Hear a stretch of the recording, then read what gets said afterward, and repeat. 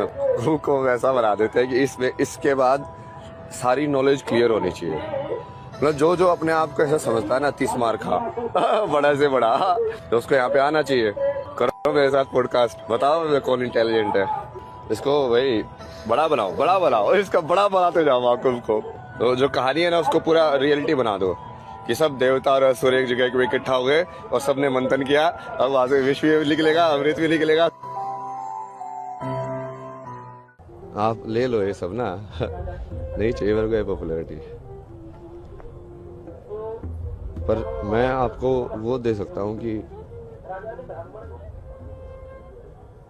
जो आपका जो विजन है भारत को विश्व गुरु बनाने का, सनातन की स्थापना करने का, आध्यात्म और विज्ञान का एक दूसरे से क्या रिश्ता है, वो विजन तो वही है। और कुछ लोग ऐसे बोल रहे थे ना, वो मेरा भी विजन वही है कि कुंभ जो है उस पर फोकस करना चाहिए कि कितनी बड़ी ऑर्गेनाइज तरीके से इतने सारे लोग एक्चुअली मूव कर रहे हैं यहाँ पे।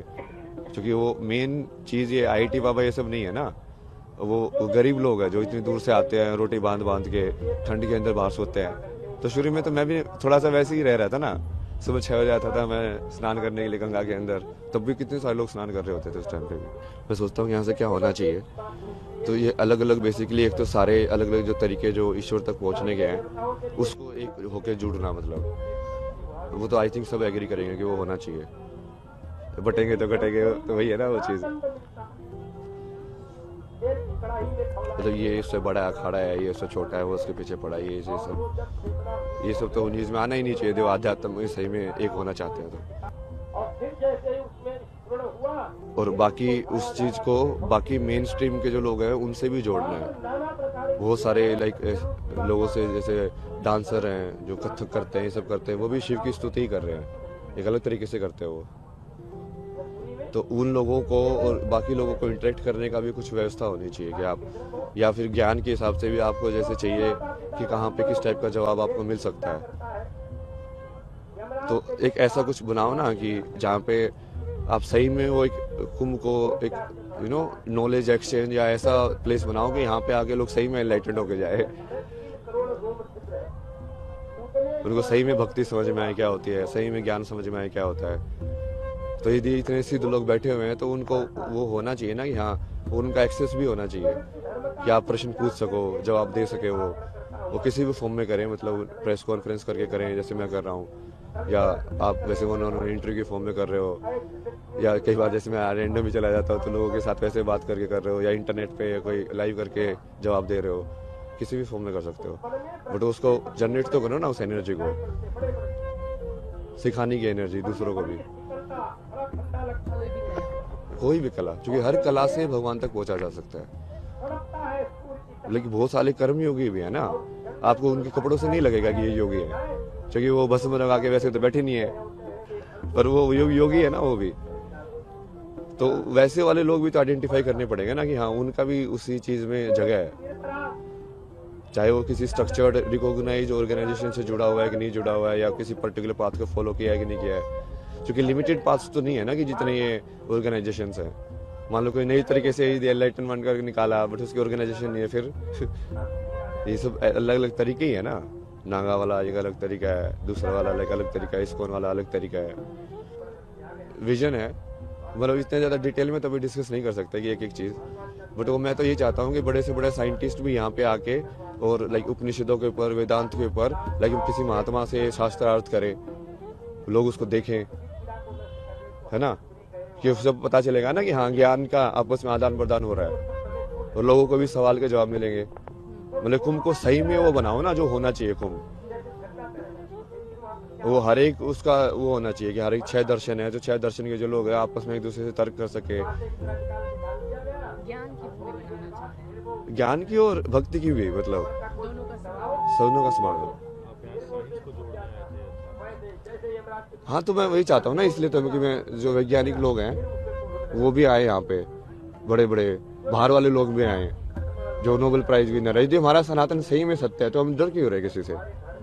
इसका मतलब जो नोबेल प्राइज विनर है, कहीं ना कहीं हम उसको भी समझना चाहिए, उसकी क्या विचारधारा है, उसने ऐसा क्या बनाया कि उसको नोबेल प्राइज मिला है। यदि सनातन सबसे ऊपर है, सबसे सत्य ही है, तो सनातन के अंदर वो जवाब भी होगा ही। और यदि होगा तो फिर वो उसको वही ना, शास्त्रार्थ का मतलब ही वही होता है कि अब तुम तर्क के थ्रू ये दूसरे को सवाल जवाब के अंदर, और आप बेसिकली यदि वो हार गया, वो जवाब नहीं दे पाया उस चीज का, तो वो तुम्हारी टीम में आ जाएगा, तुम हार गए तो तुम उसकी टीम में चले जाओगे।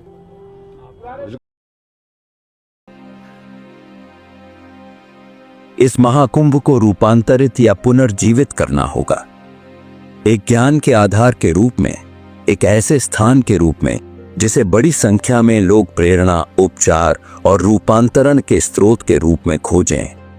हजारों सालों से यह ऐसा ही रहा है, शायद पिछले 5, 8 या 10 दशकों से।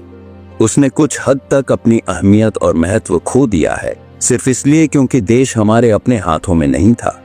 तो इसे पुनर्जीवित करने का क्या अर्थ है? 12 साल में एक बार स्नान करने का क्या महत्व है? बात यह नहीं है। यह योग के एक मूल आयाम से निकला है जिसे भूत शुद्धि कहा जाता है, जिसका अर्थ है हमारे शरीर में पंच तत्वों का शुद्धिकरण। इस ब्रह्मांड में सब कुछ, पृथ्वी, सौरमंडल, ब्रह्मांड और सृष्टि, सब कुछ बस पंच तत्वों का खेल है। पूरा ब्रह्मांड बस पंच तत्वों की एक शरारत है। वे 5 मिलियन नहीं हैं, सिर्फ 5 है। इससे सृष्टि के पीछे की बुद्धिमानी का पता चलता है। जीवन ने जो खरबों रूप अपनाए हैं, वे सब सिर्फ इन 5 तत्वों से बने हैं।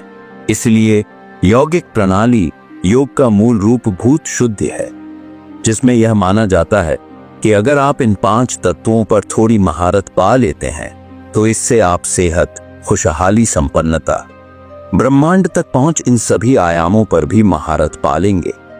अगर आप सिर्फ इन मूल तत्वों पर महारत पा ले जो आपको वह बनाते हैं जो अभी आप हैं, और हर चीज को वो बनाते हैं जो वो है, तो अगर विज्ञान की बात करें कि कुंभ क्यों मनाया जाता है, कुछ खास अक्षांश और नदियों का संगम क्यों महत्वपूर्ण है, इसके पीछे एक गहरा विज्ञान है। मैं अभी उस प्रक्रिया में नहीं जाना चाहता, मगर मूल रूप से इसका मतलब है कि आपके अंदर मौजूद पानी को आपके बाहर मौजूद पानी के तालमेल में होना होगा। जो पानी यहां है, यह आपके भीतर कैसा बर्ताव करता है, यह काफी हद तक आपके स्वास्थ्य और खुशहाली की प्रकृति तय करता है। वह कैसा बर्ताव करेगा, वह वैसा ही बर्ताव करेगा जैसा व्यवहार आप उसके साथ करेंगे। मेरा मतलब है कि आज आधुनिक विज्ञान तमाम प्रयोगों के जरिए इस नतीजे पर पहुंचा है कि पानी में जबरदस्त याददाश्त होती है। वे पानी को तरल कंप्यूटर कहते हैं क्योंकि उसमें असाधारण याददाश्त और बुद्धि मौजूद है। यह चीज हमें समझने की जरूरत है।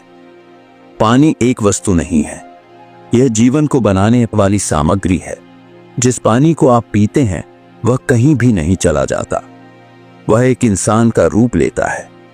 अच्छा बर्ताव करने पर अच्छे बर्ताव के रुझान की और बुरा बर्ताव करने पर बुरे बर्ताव के रुझान की याददाश्त और बुद्धि उसमें होती है। तो इसे लेकर इस देश में एक पूरा विज्ञान सांस्कृतिक रूप से स्थापित है कि पीने के पानी के साथ कैसे पेश आना चाहिए। यह पहलू काफी हद तक नष्ट हो गए हैं क्योंकि हम एक बहुत अर्थव्यवस्था केंद्रित संस्कृति बनते जा रहे हैं।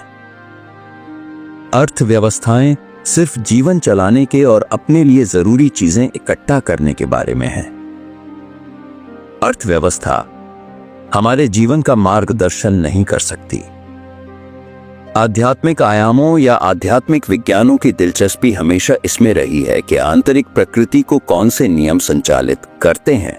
इस लक्ष्य को पाने के लिए कई चीजें बनाई गई, बहुत से आयाम, बहुत से पहलू, बहुत से साधन और बहुत से विधियां कि वहां तक कैसे पहुंचा जाए।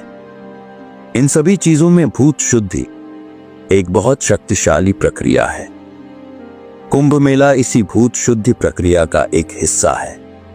मेरा मकसद और मेरी कामना कि यह कुंभ मेला सिर्फ एक और रस्म बनकर ना रह जाए जहां बहुत सारे लोग इकट्ठा होते हैं।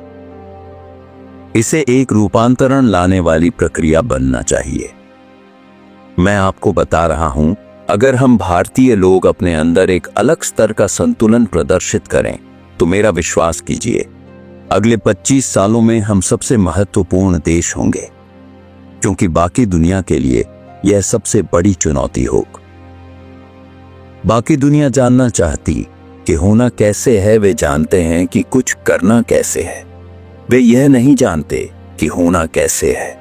यह ऐसी चीज है जो हम दुनिया को भेंट कर सकते हैं, क्योंकि जब एक इंसान की भीतरी प्रक्रिया की बात आती है, मैं ये भारतीय होने के पक्षपात के साथ नहीं कह रहा हूं, जब इंसान की भीतरी प्रक्रिया की बात आती है तो किसी भी संस्कृति ने इतनी गहराई के साथ इंसान के भीतरी आयाम पर ध्यान नहीं दिया है जितना इस संस्कृति ने दिया है।